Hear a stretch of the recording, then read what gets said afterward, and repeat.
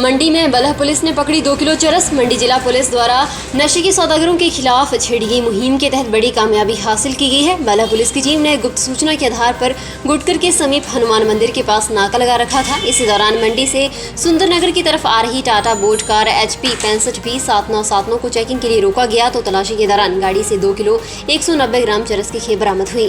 SP मंडी शालिनी अग्निहोत्री ने बताया कि मामले में एक आरोपी गोवर्धन सिंह चचोट निवासी को मौके पर ही बलह पुलिस द्वारा गिरफ्तार कर लिया गया है और गाड़ी को भी पुलिस ने कब्जे में लेकर आगामी कार्रवाई शुरू कर दी है। पांवटा साहिब में हिमाचल उत्तराखंड सीमा पर कुलाहल के पास सड़क हादसे में एक युवक की मौत हो गई है जबकि 3 युवक गंभीर रूप से घायल हो गए हैं। घायलों को हायर सेंटर के लिए रेफर कर दिया गया है। उत्तराखंड पुलिस ने मामला दर्ज कर जांच शुरू कर दी है।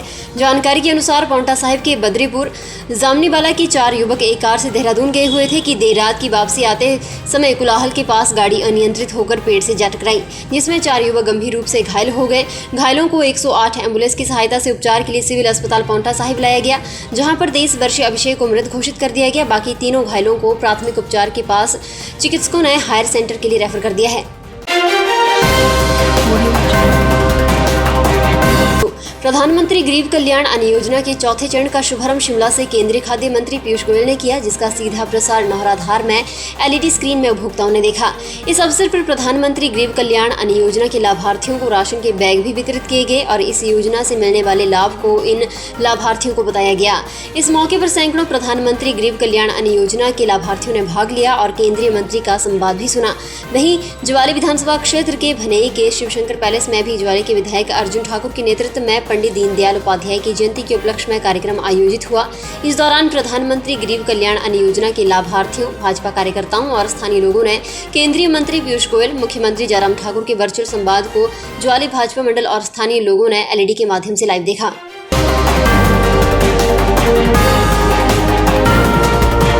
मटौर शिमला राष्ट्रीय राजमार्ग स्थित बीरता पास पर एक सड़क दुर्घटना में 20 वर्षीय युवक की जान चली गई। पुलिस ने बड़ी मशक्कत से युवक का शव गाड़ी से बाहर निकाला और पोस्टमार्टम के लिए टांडा मेडिकल कॉलेज भेजा। जानकारी के अनुसार धर्मशाला से कांगड़ा आ रही कार बीरता के पास सीधे पेड़ से जा टकराई। बताया जा रहा है कि टक्कर इतनी जोरदार हुई कि मौके पर ही कार चालक की मृत्यु हो गई। कांगड़ा ट्रैफिक कर्मी मौके पर पहुंचे और शव को पोस्टमार्टम के लिए टांडा भिजवाया गया। मृतक की पहचान 20 वर्षीय ईशांत शर्मा कांगड़ा निवासी के रूप में हुई है।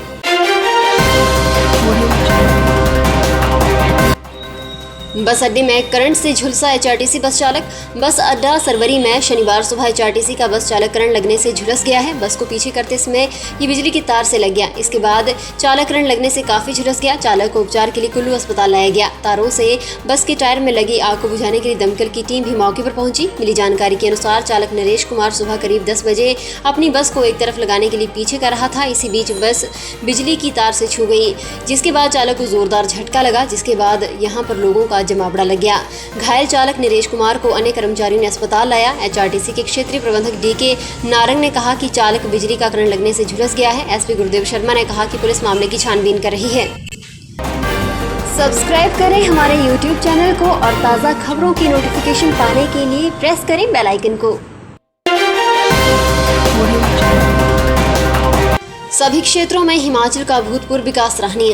केंद्रीय उपभोक्ता कार्य, खाद्य एवं सार्वजनिक वितरण मंत्री पीयूष गोयल ने प्रधानमंत्री गरीब कल्याण अन्न योजना की राज्य स्तरीय समारोह की अध्यक्षता करते हुए कहा कि हिमाचल प्रदेश ने पूर्ण राज्यत्व के 50 वर्षों के दौरान सभी क्षेत्रों में अभूतपूर्व विकास किया है। उन्होंने कहा कि राज्य ने केवल विभिन्न क्षेत्रों में अग्रणी बना है बल्कि देश के अन्य राज्यों में भी पथ प्रदर्शन किया है। प्रदेश के विभिन्न भागों से लोगों ने वर्चुअल माध्यम से इस कार्यक्रम में भाग लिया। उन्होंने कहा कि गुजरात के मुख्यमंत्री और इसके पश्चात देश के प्रधानमंत्री के रूप में नरेंद्र मोदी ने देशवासियों की सेवा में 20 वर्ष पूर्ण किए हैं। ये वर्ष उन्होंने गरीबों और निम्न वर्गों के उत्थान और विश्व के देशों के मध्य भारत को एक सशक्त और जीवंत राष्ट्र बनाने के लिए समर्पित किए हैं। पीयूष गोयल ने कहा कि केंद्र सरकार द्वारा शुरू की गई सभी योजनाओं का उद्देश्य समाज के हर वर्ग का उत्थान, कल्याण और विकास सुनिश्चित करना है। जन धन योजना ने ये सुनिश्चित किया है कि विभिन्न योजनाओं के लाभार्थियों के वित्तीय लाभ सीधे उनके बैंक खातों में आए। सौभाग्य योजना ने हर गाँव और हर घर में बिजली की सुविधा सुनिश्चित की है।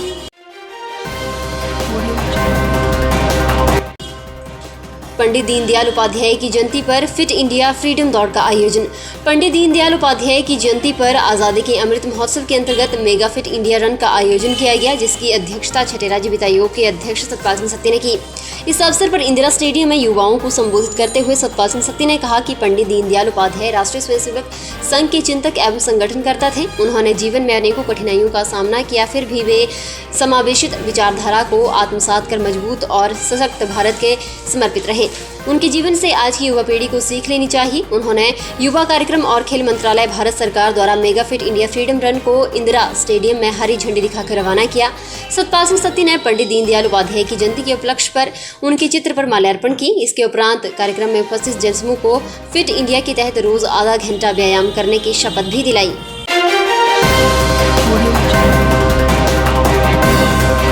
नवोदय विद्यालय डुंगरी के शैक्षणिक सत्र 2022 और 23 की छठी कक्षा में प्रवेश के लिए लिखित परीक्षा अगले वर्ष 30 अप्रैल को आयोजित की जाएगी। इस चयन परीक्षा के लिए 30 नवंबर 2021 तक ऑनलाइन आवेदन आमंत्रित किए गए हैं।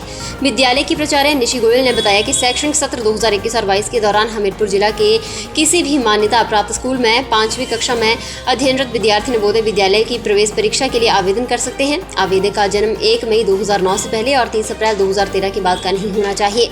आवेदन के समय अभ्यर्थी को अपने स्कूल के मुख्याध्यापक से सत्यापित प्रमाण पत्र अपलोड करना होगा, जिसमें अभ्यर्थी का फोटो सत्यापन, अन्य आवश्यक प्रविष्टियां और आवेदक एवं अभिभावक के हस्ताक्षर का सत्यापन अनिवार्य है। इस प्रमाण पत्र का प्रारूप नवोदय विद्यालय समिति की वेबसाइट से या फिर नवोदय विद्यालय हमीरपुर की वेबसाइट से डाउनलोड किया जा सकता है।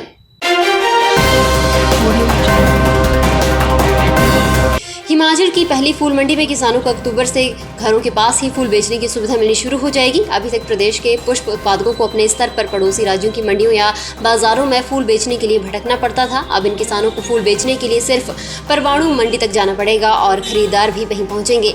प्रदेश के 5 जिलों सिरमौर, सोलन, शिमला, बिलासपुर और किन्नौर के किसानों को परवाणु की फूल मंडी में फूल बेचने की सुविधा उपलब्ध होगी। प्रदेश सरकार ने करीब 75 लाख की राशि से फूल मंडी विकसित की है। इस फूल मंडी में 10 दुकानें और फूलों की नीलामी को ऑक्शन यार्ड तैयार हो चुका है। जैसे ही मंडी का काम पूरा होगा, इस फूल मंडी का उद्घाटन किया जाना है।